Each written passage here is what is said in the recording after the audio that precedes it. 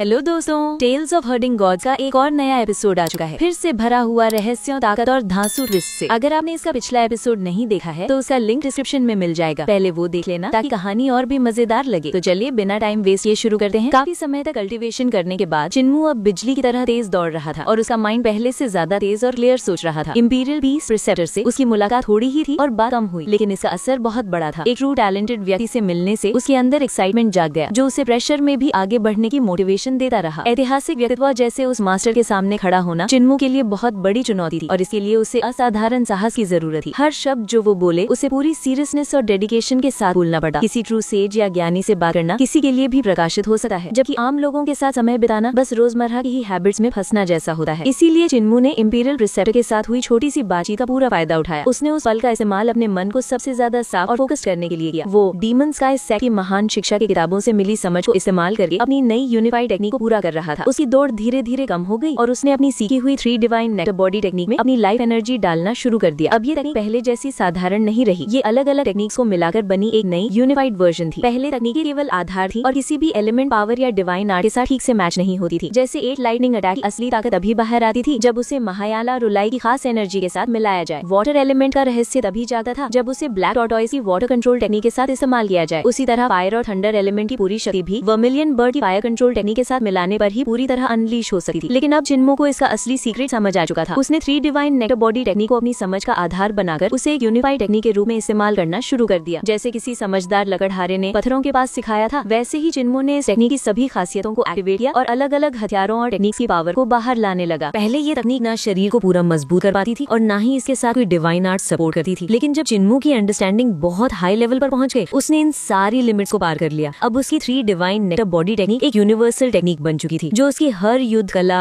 मंत्र और sword arts के साथ आसानी से जुड़ सकती थी। इसीलिए चिन्मू की यूनिफाइड टेक्निक के पीछे का अर्थ है द 3 डिवाइन नेक्टर बॉडी, यानी 3 दैवीय अमृत शरीर। हर सेक का लीडर अपनी अलग यूनिफाइड टेक्निक रखता है। सेक के यंग मास्टर यही चाहता थे कि चिन्मू पहले 3 डिवाइन नेक्टर बॉडी टेक्निक को अलग से अभ्यास करे, ताकि धीरे धीरे ये बाकी तकनीकों के साथ नेचुरली मिल जाए। लेकिन चिन्मू ने अलग रास्ता चुना। उसने सीधे 3 डिवाइन नेक्टर बॉडी टेक्निक को ही एक नई यूनिफाइड टेक्निक बना दिया। उसे नहीं पता था कि ये सही है या गलत, लेकिन बचपन से यही तकनीक उसके लिए सबसे फेमिलियर और आसान थी, इसलिए उसने इसे अपने नए पर्सपेक्टिव से बदल दिया। अब इस पुरानी तकनीक की सारी कमजोरियां, शरीर, आत्मा, युद्ध कौशल सब सुधार ली गई थी। चिन्मू ने तकनीक फिर एक्टिवेट की। उसकी लाइफ एनर्जी पूरे शरीर में बहने लगी। त्वचा, मांसपेशियों, हड्डियों और मज्जा तक अब ऊर्जा का फ्लो पहले से ज्यादा कॉम्प्लेक्स था और पूरे शरीर में फैल चुका था। उसका शरीर और साफ, उसकी आत्मा प्योर और उसकी एनर्जी पहले से ज्यादा पावरफुल हो गई थी। लेकिन जैसे जैसे चिन्मू अभ्यास करता गया, उसके कदम और भी स्लो होते गए। उसे महसूस हुआ कि उसकी टेक्निक में अभी भी कुछ कमी है, खासकर शरीर और आत्मा की सही शुद्धि में। इसलिए वो उन छोटे छोटे मिस्टेक्स को सुधारता हुआ अभ्यास करता रहा। अब उसका शरीर ऐसा था जैसे सूखी धरती हो जो अचानक तेज बारिश को तेजी से सोख रही हो। लंबे समय की ड्राइनेस के बाद उसने आखिरकार पहला बड़ा परिवर्तन हासिल कर लिया। ये अवस्था थी 3 डिवाइन नेक्टर बॉडी अविभाज्य असली अवस्था। कब आधा दिन निकल गया उसे पता ही नहीं चला। चिन्मू हेवनली रिकॉर्ड्स हॉल के सामने पहुंचा, तभी वहां से गुजर रहे एक सचिव ने उसे देखा और डर कर चिल्लाया, स्कॉलर जल्दी से अपनी ट्रेनिंग रोक दो, नहीं तो थकान से मर जाओगे। चिन्मू समझ नहीं पाया कि वो ऐसा क्यों कह रहा है। अगले ही पल उसकी नजर धुंधली हो गई और वो जमीन पर बेहोश होकर गिर पड़ा। जब उसकी चेतना वापस आई, उसने महसूस किया कि उसका शरीर पूरी तरह सूख चुका था। उसकी त्वचा हड्डियों से चिपकी हुई थी। जो कपड़े पहले बिल्कुल फिट थे अब ढीले होकर लटक रहे थे। सिर्फ 4 घंटे में उसका शरीर सूखी लकड़ी जितना पतला हो गया था। तभी उसे समझ आया, नई यूनिफाइड टेक्निक ऊर्जा को बहुत तेजी से खींच रही थी। अगर वो थोड़ी देर और अभ्यास करता तो उसका शरीर पूरी ऊर्जा खो देता और वो सच में मर सकता था। चिन्मू ने सोचा, ये टेक्निक बहुत डेंजरस है। मेरे शरीर की शुद्धि मेरी अपनी लाइफ एनर्जी से हो रही है। अगर ये खत्म हो गई तो शरीर इसे सह नहीं पाएगा। हालांकि वो पहले से 5 एलिमेंट्स रेल्म तक पहुंच चुका था और उसकी कल्टीवेशन फाउंडेशन मजबूत थी, फिर भी उसका शरीर इस टेक्निक का दबाव 4 घंटे से ज्यादा नहीं झेल पाया। वो तुरंत अभ्यास रोकर अपने घर की ओर भागा। उसके मन में एक ही बात थी, मुझे अपनी लाइफ एनर्जी वापस पाने के लिए पिल्स बनानी होंगी। बिना समय खराब किए उसने इंपीरियल एकेडमी के स्टोर से औषधियां खरीदी और घर लौटे वक्त ही हाथों में तेजी से दवा तैयार करने लगा। उसकी उंगलियां इतनी फास्ट और एक्यूरेट चल रही थी कि देखने वाले भी चौंक जाते। घर पहुंचने से पहले ही उसकी मेडिसिन फर्नेस तैयार थी। पिल से हल्की सी आवाज आ रही थी, जैसे हर गोली धीमी बुद्धिस्ट चैंट कर रही हो। चिन्मू ने सभी गोलियां खा ली और उनकी एनर्जी को पूरे शरीर में सर्कुलेट करने लगा। लेकिन घर के गेट तक पहुंचने से पहले ही उसकी आंखें फिर से अंधेरी हो गई और वो दोबारा बेहोश होकर गिर पड़ा। हुलिंगर घबराकर दौड़ी और उसे उठाने लगी। बेहोश होने से पहले चिन्मू ने धीरे से फुसफुसाया, औषधि की एनर्जी, मेरी मदद करो सर्कुलेट करने में, और वो फिर बेहोश हो गया। कुछ देर बाद जब वो जागा, उसका शरीर गर्म महसूस हुआ। दवा की ऊर्जा पूरे शरीर में फैल चुकी थी और उसकी थोड़ी ताकत वापस आ गई थी। उसने राहत की सांस ली। अगर उस समय में पिल्स नहीं बना पाता तो शायद अब तक मर चुका होता। ये टेक्निक अद्भुत है लेकिन बहुत खतरनाक भी। बिना एक्स्ट्रा एनर्जी के मैं इसे प्रैक्टिस नहीं कर सकता। हुलिंगर चिंतित होकर होकर उसके पास बैठी थी। खिड़की के बाहर विशाल किलिन ड्रैगन अंदर झांकने की कोशिश कर रहा था, लेकिन शरीर बहुत बड़ा होने के कारण सिर्फ एक आंख ही कमरे में दिखाई दे रही थी। कमजोर मुस्कान के साथ चिन्मू ने कहा, चिंता मत करो, मैं ठीक हूँ। जब औषधि की एनर्जी पूरी अब्सॉर्ब हो जाएगी मेरा शरीर ठीक हो जाएगा। हुलिंगर ने लंबी सांस छोड़ी और कहा, मास्टर आपने तो मुझे आधा मरवा ही दिया। कुछ ही देर में आपका शरीर हड्डियों जैसा सूख गया था। मुझे लगा आप शायद अभी नहीं उठेंगे। चिन्मू के शरीर में औषधि की ऊर्जा धीरे धीरे फैलती जा रही थी। उसका माइंड वापस क्लियर हो चुका था, लेकिन शरीर अभी भी बहुत वीक था, जैसे कोई एयरशिप जिसका फ्यूल खत्म हो गया हो और जो किसी तरह हवा में रुका हो। चिन्मू ने धीरे से उठने की कोशिश की और बोला, लिंगर खाने को कुछ है? मैं बहुत भूखा हूँ। खिड़की के बाहर किलिन ड्रैगन अपनी बड़ी आंखें घुमा रहा था। उसने उत्साहित होकर कहा, मास्टर पीछे की पहाड़ी पर जो हरा बैल है उसे भून ले। वो लिंगर हंस पड़ा और बोला, रुको, पहले मास्टर के लिए ढंग का खाना ढूंढते हैं। दोनों घर से तेजी से निकल पड़े। किलिन ड्रैगन ने पूछा, हम खाना कहाँ ढूंढेंगे? वो लिंगर ने चालाक मुस्कान से कहा, क्या तुम तैर सकते हो? जेड ड्रैगन झील में बहुत बड़ी बड़ी मछलियाँ हैं, कई मीटर लंबी। किलिन ड्रैगन हंसकर बोला, मैं तो पहले से ही उन्हें खाना चाहता था। मैं कोई दिनों तक पानी में रह सकता हूँ बिना ऊपर आए। ये कहकर दोनों झील की तरफ चल दिए। झील की दूसरी तरफ एक कल्टीवेटर कल्टीवेशन कर रहा था। ये दृश्य देखते ही उसका चेहरा बदल गया। वो चिल्लाया, अरे लायन डीमन, झील में मत कूदो। फॉक्स डीमन, शेर को रोक लो। लेकिन हूँ लिंगर भी चिल्लाई, जल्दी करो ड्रैगन, उसे पकड़ लो इससे पहले कि वो हमें रोक ले। किलिन ड्रैगन सीधे जेड ड्रैगन झील में कूद गया। पानी में विशाल लहरें उठने लगी। झील की रक्षा करने वाला ताओवादी कल्टीवेटर तुरंत किनारे पर आया। उसने अपनी घोड़े की पूंछ जैसे हथियार को घुमाया जो चमकने लगा और एक बड़े जाल में बदल गया जो पूरी झील की सतह को ढक ले। लेकिन किलिन ड्रैगन की ताकत बहुत ज्यादा थी। एक झटके में ही उसने उस जाल को तोड़ दिया और सिर्फ लकड़ी का हैंडल बचा। ताओवादी कल्टीवेटर घबराकर पीछे हट गया और चिल्लाया, धोखेबाज डीमन, तुमने इंपीरियल फैमिली की पवित्र जेड ड्रैगन लेक को गंदा करने की हिम्मत कैसे की? रुक जाओ, तुम्हें मौत की सजा मिलेगी। थोड़ी ही देर में इंपीरियल एकेडमी के कई स्कॉलर्स ट्रेनिंग हॉल से बाहर आए। उन्हें अभी अभी ग्रेट मास्टर ताइंग युन ने प्योर एनर्जी कल्टीवेशन पर लेसन पढ़ाया था, लेकिन अपने रूम्स में लौटने से पहले ही वो रुक गए। दूर आसमान में एक विशाल लाल मछली उड़ती हुई दिखी। उसकी चमकदार स्केल थे और सिर पर ड्रैगन जैसे सींग। कई सालों से उसने झील के 9 ड्रैगन्स की स्पिरिचुअल एनर्जी अब्सॉर्ब की थी, इसलिए अब उसका शरीर आधा मछली और आधा ड्रैगन बन चुका था। वो हिल नहीं सकती थी, उसे किसी शक्तिशाली लाइफ एनर्जी ने बांध रखा था। उस बड़ी मछली के पीछे विशाल किलिन ड्रैगन भाग रहा था, जिससे झील का पानी हिल रहा था। किलिन ड्रैगन के सिर पर हू लिंगर छोटी सफेद लोमड़ी खड़ी थी, जिसने अपनी वैम्पायर विंड इस्तेमाल करके मछली को हवा में उठाने में मदद की। इंपीरियल एकेडमी के सभी स्कॉलर्स ये दृश्य देखकर हैरान रह गए। इतनी बड़ी आधी ड्रैगन मछली को 2 छोटे डीमन चिन्मू के घर की ओर ले जा रहे थे। किलिन ड्रैगन ने मछली को चिन्मू के आंगन में फेंका। धड़ाम, पूरा घर हिल गया। हू लिंगर ने तुरंत दौड़कर दरवाजा बंद कर दिया, मानो कोई अपराध करके आया हो। एक स्कॉलर ने हैरानी से धीरे से कहा, ये तो रेड ड्रैगन फिश है, ये जेड ड्रैगन लीग का किंग। इसका मांस तो सिर्फ एम्परर को नए साल के भोज में मिलता है। बाकी सभी स्कॉलर्स डर और शौक में चुपचाप खड़े रह गए। उसने फिर आगे कहा, पिता ने 1 साल पहले लाल ड्रैगन मछली का सूप चखा था। उन्होंने कहा था कि इसका स्वाद मानो स्वर्ग का भोजन हो, लेकिन वो मछली केवल 1 फुट लंबी थी, वहीं ये मछली उससे 10 गुना बड़ी थी। वो और टिटनी करने ही वाले थे कि हू लिंगर फिर बाहर आया। वो जल्दी जल्दी महत्वाकांक्षा वाले पेड़ को काटने लगा। ये वही पेड़ था जिसे भिक्षु किंग शन ने स्कॉलर्स को प्रेरित करने के लिए लगाया था, और अब उसने उसे काटकर ईंधन की लकड़ी बना दिया। थोड़ी ही देर में चिन्मू के आंगन से सफेद धुआं उठने लगा, जिसमें स्वादिष्ट खुशबू थी। इसे सुनकर हॉस्टल के सभी स्कॉलर्स के पेट भूख से गुड़गुड़ाने लगे। वे जेड ड्रैगन लेक की किंगफिश को एम्बिशन ट्री की लकड़ी पर भून रहे थे। स्कॉलर्स सोच रहे थे कि विद्रोह करना चाहिए, लेकिन किसके खिलाफ? उधर चिन्मू अपने आंगन में हू लिंगर और किरिन ड्रैगन के साथ आराम से आगे पास बैठा था। शांति से उसने मोटे लकड़ी के सहारे पर भुनी हुई विशाल मछली को घुमाना शुरू किया। किरिन के मुंह से निकली मुरब्बे की आग मछली की बाहरी परत को कुरकुरा बना रही थी, जबकि अंदर का मांस नरम और पूरी तरह पक रहा था। हू लिंगर हवा को कंट्रोल करके धुएं की खुशबू मांस में प्रवेश करा रहा था। फिर मछली के पेट में मुरब्बे के पत्ते, प्याज और अदरक डाल रहा था। जब मछली का तेल अंगारों पर टपकता, हल्की सी सिसकारियां सुनाई देती और सुगंध पूरे प्रांगण में फैल जाती। जब मछली पक गई, छोटी सफेद लोमड़ी ने हवा की मदद से उसे पतली पतली स्लाइस में काटकर प्लेट में सजाया। हर टुकड़ा चमकदार सफेद जेड जैसा दिख रहा था। चिन्मू मुस्कुराया और पहला निवाला खाया और बोला, बुरा नहीं, बस थोड़ा मैरिनेशन पहले हो जाता तो और अच्छा होता। अगर इसे 1 दिन मैरिनेट करते तो स्वाद और भी डीप हो जाता। लेकिन एम्बिशन ट्री की लकड़ी ने पकवान को मीठा और बहुत ही शानदार खुशबू दी है। हू लिंगर खुश था। उधर बाहर खड़े स्कॉलर्स बस डर और जेलसी के मिले जुले भाव से उन्हें देख रहे थे। खाना खाते हुए चिन्मू ने सोल रेस्टोरेशन पिल टेक्निक का अभ्यास शुरू किया। ये असुरा हेवन टीचिंग्स की एक रेयर टेक्निक थी, जो खाने को शुद्ध लाइफ एनर्जी में बदल सकती थी। जैसे जैसे वो खाता गया, उसका पहले सूखा और कमजोर शरीर धीरे धीरे फिर से स्वस्थ होने लगा। हू लिंगर ने कुछ निवाले खाए और रुक गया, जबकि किरिन ड्रैगन मछली के बजाय सीधे सोल पिल्स लेना पसंद करता था। सिर्फ चिन्मू ही था जो भूख में डूबकर लगातार खाता जा रहा था। अचानक दरवाजे पर खटखट की आवाज हुई। हू लिंगर ने दरवाजा खोला और वहाँ अकेडमी का मोटा युवक वेओंग खड़ा था। उसने मछली की खुशबू सूंघी और बोला, मैं दूर से ही ये खुशबू पहचान गया। चिन्मू, तुम यहाँ छुपकर अच्छा खाना खा रहे हो। लेकिन जब उसने चिन्मू को हड्डियों जैसा पतला देखा तो वो चौंक गया। भाई चिन, तुम तो जैसे अभी अभी मरे हुए से फिर जिंदा हुए हो। क्या तुम्हारे कल्टीवेशन ट्रेनिंग में कोई गलती हुई? चिन्मू ने कड़वी मुस्कान दी और कहा, मैं एक छोटी गलती के कारण लगभग अपनी जान गवा देता। शुक्र है कि बच गया और अब ठीक हो रहा हूँ। वेओंग बोला, तुम वाकई पागल हो। अपनी तकनीक के साथ प्रयोग करने की हिम्मत रखता है, लेकिन मछली का स्वाद शानदार है। वे सभी साथ में खाने लगे। जब 10 मीटर लंबी मछली खत्म हुई तो चिन्मू का शरीर पहले जैसी ताकत और शक्ति के साथ वापस आ गया। लेकिन जब वेओंग ने मछली के सोर्स के बारे में पूछा और जवाब सुना तो उसका चेहरा तुरंत फीका पड़ गया। उसने फिर से पूछा, ये कहाँ से आई? इंपीरियल एकेडमी के जेड ड्रैगन लेक से हुलिंगर ने मासूम सी हंसी के साथ सिर हिलाया। हाँ, बड़े ड्रैगन ने इसे पकड़ा, ये सबसे बड़ी थी। व्योंग ने बिखरी हुई मुरब्बे की लकड़ी को देखा और कांपती आवाज में चिल्लाया, वो तो एम्बिशन का पवित्र पेड़ था जिसे भिक्षु चिंगान ने लगाया था, और तुम लोगों ने एम्परर के लिए बनने वाली रॉयल फिश को भूनने के लिए अकादमी का पवित्र पेड़ ही काट डाला। मैं तो यहाँ आया ही नहीं था, मैंने कुछ देखा नहीं, मुझे कुछ पता नहीं। इतना बोलते ही व्योंग तुरंत मुड़ा और घबराते हुए वहाँ से भाग गया। उधर चिन्मू, हुलिंगर और किरण ड्रैगन आराम से बैठकर मछली खा रहे थे। उन्हें जरा भी पता नहीं था कि उनका ये सिंपल लंच आने वाले दिनों में बहुत बड़ा हंगामा मचाने वाला है। जेड ड्रैगन झील पर शैतानी लोमड़ी और किरण ड्रैगन ने पूरी तरह हंगामा मचा दिया था। वे सिर्फ वहाँ नहा ही नहीं रहे थे बल्कि झील के प्रोटेक्टर को भी पीट दिया। उधर गुलेन युआन अभी अभी महल से वापस लौटा था कि जेड ड्रैगन लेक के प्रोटेक्टर ताओइस्ट ने उसे आकर पूरी रिपोर्ट दे दी। ये सुनकर गुलेन युआन का चेहरा तुरंत सख्त हो गया। वो गुस्से में चिल्लाया, रेड ड्रैगन फिश की क्वीन को इस किरण ड्रैगन ने पकड़ लिया, और ये फॉक्स डीमन और किरण ड्रैगन है कौन जो इतनी हिम्मत कर रहे हैं? मैं अपनी पोस्ट पर आया भी 1 महीने से भी कम हुआ है और इतनी बड़ी प्रॉब्लम खड़ी हो गई। आखिर मुझे फंसाने की कोशिश कौन कर रहा है? वो अभी ये समझ ही रहा था कि तभी एक और संदेश आ गया। चांसलर, इंपीरियल कॉलेज की स्कॉलर चेन की पालतू लोमड़ी ने एम्बिशन का पवित्र पेड़ काट दिया और उसी लकड़ी पर जेड ड्रैगन लेक के किंग को भून दिया। चेन और स्कॉलर व्योंग अभी उसकी हड्डियां साफ कर रहे हैं, शायद सबूत मिटाने के लिए। गुलेन युआन ये रिपोर्ट सुनकर एक साथ हैरान भी हुआ और खुश भी। वो बोला, अरे वाह, मैं तो सोच रहा था इसे मुसीबत में कैसे डालूं, और ये खुद ही जाल में फंस गया। ये अपराध तो 100 बार सिर काटने के लिए काफी है, अब वो मूर्ख बाशान भी इसे नहीं बचा पाएगा। वो उत्साहित होकर खड़ा हो गया और बोला, चलो उसे तुरंत पकड़ो, गवाही और सबूत इकट्ठा करो और उसे जस्टिस टेम्पल भेज दो। पूरा परिवार पूछताछ और सजा के लिए, फिर एम्परर को रिपोर्ट भेजना। किसी अधिकारी ने पूछा और स्कॉलर व्योंग। गुलेन युआन ने दुष्ट मुस्कान दी और बोला, उसे भी चिन के साथ पकड़ लो, दोनों को एक साथ सजा मिलेगी। इसके बाद गुलेन युआन और बड़े अधिकारी स्कॉलर्स के रहने वाले क्षेत्र में पहुंचे, लेकिन चिन्मू वहाँ कहीं नहीं मिला। वहाँ सिर्फ किरण ड्रैगन और शैतानी लोमड़ी आराम से सो रहे थे। गुलेन युआन ने ड्रैगन को उठाकर पूछा, वो लड़का चिन्मू कहाँ गया? किरण ड्रैगन ने धीरे से आंखें खोलकर कहा, वो तो थोड़ी देर पहले यही था, महल से लोग आए और उसे ले गए। गुलेन युआन ठंडी हंसी हंसा और बोला, तो क्या सम्राट को सब पता चल गया और उसे सीधे फांसी के लिए बुला लिया? कोई बात नहीं, वो अभी भी मेरी दी हुई गार्डियन स्वॉर्ड साथ रखे हैं। अगर उसे कोई मार देगा तो तलवार का प्रोटेक्टिव बॉन्ड अपने आप टूट जाएगा। फिर उसने आदेश दिया, लोमड़ी और किरण ड्रैगन दोनों को पकड़ लो, मैं महल जाकर अपनी आंखों से देखूंगा कि वो किस तरह मरता है। तुरंत ही अधिकारियों और सैनिकों ने किरण ड्रैगन को लोहे की जंजीरों में बांध दिया। हुलिंगर ने भागने की कोशिश की, लेकिन उसे भी पकड़ लिया गया। गुलेन युआन जल्दबाजी में महल पहुंचा और एम्परर से मिलने की अनुमति मांगी। कुछ देर बाद एक प्रोटेक्टर आया और बोला, एम्परर इस समय शाही उद्यान में है, लॉर्ड गू सीधे वहीं जा सकते हैं। गुलेन युआन ने चिंतित होकर मन ही मन कहा, अगर जिनकी गर्दन वहीं उड़ा दी गई तो एम्परर का गुस्सा बहुत भयानक होगा। जब गुलेन युआन शाही उद्यान पहुंचा तो उसे हंसी की आवाज सुनाई दी। उसने देखा एम्परर यानबंग महारानी विधवा का हाथ पकड़कर टहल रहे थे और कुछ मंत्री भी पीछे चल रहे थे। वहीं चिन्मू महारानी विधवा के पीछे खड़ा आराम से उनसे बातें कर रहा था और वो उसकी बातों पर मुस्कुरा रही थी। एम्परर ने गुलेन युआन को देखा और हाथ उठाकर पूछा, लॉर्ड गो, किस वजह से आए हो? गुलेन युआन थोड़े समय के लिए झिझका और बोला, स्कॉलर चिन ने अपनी किरण ड्रैगन को जेड ड्रैगन लेक में भेजा और वहाँ की किंग रेड ड्रैगन फिश पकड़कर भून दी। ये झील शाही परिवार के पीने के पानी का स्रोत है और वो मछली सिर्फ शाही भोज के लिए रखी जाती है। एक सामान्य स्कॉलर का ऐसा करना कानून के अनुसार मृत्यु दंड का अपराध है, इसलिए मैं रिपोर्ट करने आया हूँ। एम्परर ने चिन्मू की ओर देखा। चिन्मू तुरंत झुककर बोला, मैं राजधानी में पला नहीं, नियमों को नहीं जानता था, मुझे सच में पता नहीं था कि ये झील और मछली रॉयल अथॉरिटी के अंतर्गत आती है। मैं अपनी गलती स्वीकार करता हूँ और जो भी पनिशमेंट हो वो स्वीकार्य है। एम्परर गंभीर होकर बोले, अपराध छोटा नहीं है, चाहे मैं तुम्हारी प्रतिभा की प्रशंसा करता हूँ, पर कानून कानून होता है, तो बताओ तुम्हें क्या सजा दी जाए? गुलेन युआन मन ही मन मुस्कुराया और बोला, कानून के अनुसार इसे और इसके परिवार को दंडित किया जाना चाहिए महाराज। इतना सुनते ही महारानी विधवा मुस्कुराई। उन्होंने कहा, एम्परर, मैं भी मानती हूँ कि इस छोटे वैद्य का सिर काट देना चाहिए। एम्परर चौंक गए। माता, आप ऐसा क्यों कह रही हैं? महारानी विधवा शांत स्वर में बोली, ताकि पूरी दुनिया देखे कि एम्परर एक मछली को एक इंसान से ज्यादा मूल्य दे रहे हैं। अगर उसे फांसी नहीं दी गई तो लोग कैसे मानेंगे कि एम्परर पानी को जनता से ज्यादा कीमती मानते हैं? उसने तो मुझे सिर्फ एक घूंट पानी और थोड़ा सा मछली देकर बचाया था। अगर इतनी छोटी मदद करने पर भी उसे मार दिया जाए तो हर कोई समझ जाएगा कि एम्परर कितना मूर्ख और कठोर शासक है। ये सुनकर एम्परर यानफैंग जोर से हंस पड़े। लॉर्ड गू, ऐसी छोटी सी बात मेरे पास लाने की जरूरत नहीं थी, जाओ। गुलेन युआन ये सुनकर स्तब्ध रह गया। एम्परर आगे बोले, तुम झील की रक्षा भी ठीक से नहीं कर पाए, फिर भी मैं तुम्हें दोष नहीं देता। तुम्हें अभी इंपीरियल कॉलेज की जिम्मेदारी मिली और पहले ही दिन तुमने बाशान को चुनौती देकर मुझे शर्मिंदा कर दिया। अगर जीत जाते तो बात अलग होती, लेकिन तुम हार गए, बदनाम तो मैं ही हुआ। अब वापस जाओ और अपने काम पर ध्यान दो। गुलेन युआन सिर झुकाकर उदासी में मुड़ा। जाते समय चिन्मू ने विनम्रता से कहा, स्वामी, कृपया मेरे लोमड़ी और किरण ड्रैगन को तकलीफ मत दीजिए। गुलेन युआन सुनकर लगभग उछल पड़ा, लेकिन महारानी विधवा मुस्कुराई और बोली, वो ऐसा नहीं करेगा, है ना एम्परर? और हाँ, आपने अभी तक इस छोटे वैद्य को रोग मुक्त करने का पुरस्कार भी नहीं दिया। एम्परर मुस्कुराए। माता, वो पहले ही इंपीरियल कॉलेज का टॉप रैंक स्कॉलर बन चुका है, इतनी छोटी उम्र में ये बहुत बड़ा सम्मान है। अभी पुरस्कार मत दीजिए, नहीं तो लोग कहेंगे कि मैं पक्षपात कर रहा हूँ। महारानी विधवा फिर बोली, छोटे वैद्य, अपने बचपन की कहानी आगे सुनाओ। चारों हंसे बोलते रहे, जबकि गुलेन युआन में राशा में महल से बाहर निकल आया। महल के बाहर जेड ड्रैगन झील का प्रोटेक्टर ताओइस्ट भागता हुआ आया और बोला, महामंत्री, क्या उस चोर को फांसी दे दी गई? गुलेन युआन में गुस्से से उसे घूरा, ये सब तुम्हारी वजह से हुआ। तुम्हारा काम सिर्फ झील की रक्षा करना था, पर तुमने मामला बढ़ा दिया और मुझे ही बदनाम कर दिया। जाओ, किलेन और लोमड़ी को छोड़ दो। प्रोटेक्टर ताओइस्ट दंग रह गया, पर आदेश मानना पड़ा। उसने बताया, हम स्कॉलर व्योंग को भी पकड़ने गए थे, लेकिन वो अभी लॉर्ड बाशान के साथ है और किसी को उसे छूने नहीं दे रहे। गुलेन न्यूआन ने ठंडे स्वर में पूछा, व्योंग की पृष्ठभूमि क्या है? प्रोटेक्टर ने जवाब दिया, वो ड्यूक वे के परिवार से हैं। गुल्ली न्यूआन की भौहें चढ़ गई। तो फिर उससे दुश्मनी में पड़ना ठीक नहीं, मामला यहीं छोड़ दो। इंपीरियल गार्डन में महारानी माता चिन्मू से बात कर रही थी। चिन्मू ने उनकी नाड़ी देखी, एक दवा की पर्ची लिखी और कहा, महारानी अब पूरी तरह ठीक है, शरीर में कोई समस्या नहीं है। महारानी मुस्कुराई और बोली, बहुत अच्छा, धन्यवाद छोटे वैद्य। चिन्मू जाने ही वाला था कि एम्परर यानबैंग ने उसे रोकते हुए कहा, रुको, मुझे तुमसे कुछ बात करनी है। उन्होंने सभी सेवकों को दूर भेज दिया और चिन्मू के साथ बगीचे के रास्ते पर धीरे धीरे टहलने लगे। एम्परर ने सॉफ्ट आवाज में कहा, स्कॉलर चिन, तुम्हारी आइडेंटिटी कम नहीं है। हेवनली डीमन सेक्ट के मास्टर, ग्रेट रूइंस के refugee, jade face poison king के डिसाइपल, तुम कई जगहों से आते हो। चिन्मू के कदम धीमे पड़ गए। उसे तुरंत समझ आ गया कि अगर इंपीरियल प्रिसेप्टर जानता है तो एम्परर भी सब सच जानते ही होंगे। एम्परर ने कहा, रुक क्यों गए, आगे चलो। चिन्मू फिर आगे बढ़ा और बोला, महाराज सच में स्वर्ग का बड़ा सौभाग्य रखते हैं। एम्परर हंस पड़े। सोचो, जिस सेक्ट को लोग खतरनाक और गद्दार कहते हैं, उसी सेक्ट का डिसाइपल आज स्वर्ग के पुत्र यानी एम्परर का डिसाइपल बन गया है। क्या ये मेरे लिए बड़ी किस्मत की बात नहीं? फिर एम्परर का चेहरा गंभीर हो गया। वो धीमे से बोले, लेकिन ये भाग्य वरदान भी हो सकता है और अभिशाप भी, और भारी मुसीबत भी। तुम्हारे अनुसार इनमें से कौन सा ज्यादा सच है? चिन्मू ने सीधे कहा, महाराज अगर पूरा दाव आपके अधीन आ जाए तो आप उसे क्या पद देंगे? एम्परर ने उत्तर दिया, अगर सही मार्ग का कोई महान नेता मुझसे जुड़ जाए तो मैं उसे पहला दर्जा और राजा का पद दूंगा। साथ ही उसकी उपाधि उसके वंश में चलती रहेगी। और बुद्ध मार्ग का सबसे बड़ा गुरु अगर वो भी मेरी छत्र छाया में आ जाए तो मैं उसे भी सबसे ऊंचा दर्जा दूंगा, पहला स्थान और आदि पुरुष जैसा सम्मान। चिन्मू ने कहा, तीनों महान धर्मों को आपने सर्वोच्च सम्मान दिया, लेकिन हेवनली सेक्रेड लैंड खुद चलकर आपके पास आई और फिर भी आपने उसे सिर्फ 8वां दर्जा दिया। आप खुद कहते हैं कि वो वरदान और अभिशाप दोनों है। क्या इससे आपके वफादार अनुयायी निराश नहीं होते? कुछ क्षण चुप रहने के बाद एम्परर ने सिर हिलाकर स्वीकार किया और कहा, तुम सही कहते हो, लेकिन तुम्हें इतनी जल्दी ऊंचा पद देना अभी मुश्किल है। तुम बहुत युवा हो, अगर अचानक ऊपर उठा दूं तो लोग तुम्हारी असली पहचान पर शक भी कर सकते हैं। चिन्मू ने झुककर राजा की बात मान ली। एम्परर आगे बोले, मुझे पता है तुम्हारा और गुली न्यूआन का पुराना झगड़ा है और तुमने उसकी गार्डियन स्वॉर्ड भी छीन ली है। तुम एक बड़े सेक्ट के लीडर हो, इसलिए तुम्हें और भी उदार होना चाहिए। किलीन ड्रैगन को हमेशा सख्त नियमों में मत बांधो। मैंने उसे शाही विद्यालय में इसीलिए रखा है। अगर तुम उसे बार बार अपमानित करोगे तो लोगों की नजर में मैं ही गलत साबित हो जाऊंगा। चिन्मू ने थोड़ा परेशान होकर कहा, महाराज मैंने कब उसे तंग किया? एम्परर ने कहा, आज ही तो तुमने ऐसा किया था, लेकिन चिंता मत करो, इंपीरियल प्रिसेप्टर के सामने कोई आवाज नहीं उठाता। अगर मैंने तुम्हें ये जिम्मेदारी दी है तो मैं उसे बचाने की क्षमता भी रखता हूँ। तुम्हें डरने या झुकने की जरूरत नहीं है। चिन्मू ने आदर पूर्वक कहा, जी महाराज। फिर चिन्मू महल से बाहर निकला। अब उसके मन का बोझ उतर चुका था। एम्परर और इंपीरियल प्रिसेप्टर दोनों ही उसकी सच्चाई से वाकिफ थे, इसलिए वो खुद को सुरक्षित महसूस कर रहा था। 10 दिन बीत गए। चिन्मू का पश्चिमी निवास अब किलीन ड्रैगन के थूक से बने सिक्कों से पूरी तरह भर चुका था। बाशान के कर्नल व्योंग और प्रिंस मिन्यू ट्रेनिंग देने के लिए बाहर जाने से पहले वहीं से कुछ थैले भरकर अपने साथ ले गए। चिन्मू ने इसमें कोई आपत्ति नहीं की। वो अब बहुत धनवान हो चुका था। इन दिनों में उसने लाल फायर स्पिरिट की पिल्स और कई तरह की ऐसी दवाएं बनाई थी जो थकी हुई आत्मिक शक्ति को वापस ला सकती थी। पिल्स बनाते समय उसने बौद्ध हस्त तकनीक का इस्तेमाल किया, जिससे गोलियां बनते ही हल्की हल्की बुद्ध जैसी ध्वनि निकलती थी। इसी वजह से उसने उनका नाम रखा बुद्ध स्पिरिट पिल। इसके अलावा महान प्रशिक्षण की तैयारी के लिए उसने भंडार से बहुत सी जड़ी बूटियां भी खरीदी। इंपीरियल कॉलेज में जल्दी बड़ा प्रशिक्षण शुरू होना था, जहाँ हर विभाग के स्कॉलर को विद्रोहों को शांत करने के लिए अग्रिम पंक्ति में भेजा जाएगा। गुली न्यूआन ने निर्णय लिया कि वो चिन्मू को 5 एलिमेंट्स विभाग के स्कॉलर्स का एक समूह देगा। ये साधारण स्कॉलर थे और उनके पास लड़ाई का ज्यादा अनुभव नहीं था। तो दोस्तों, टेल्स ऑफ हरिंग गॉड के इस एपिसोड में इतना ही। अगर वीडियो पसंद आया हो तो लाइक, शेयर और सब्सक्राइब जरूर करें और कमेंट करके बताएं आपको आज का वीडियो कैसा लगा। मिलते हैं नेक्स्ट वीडियो में।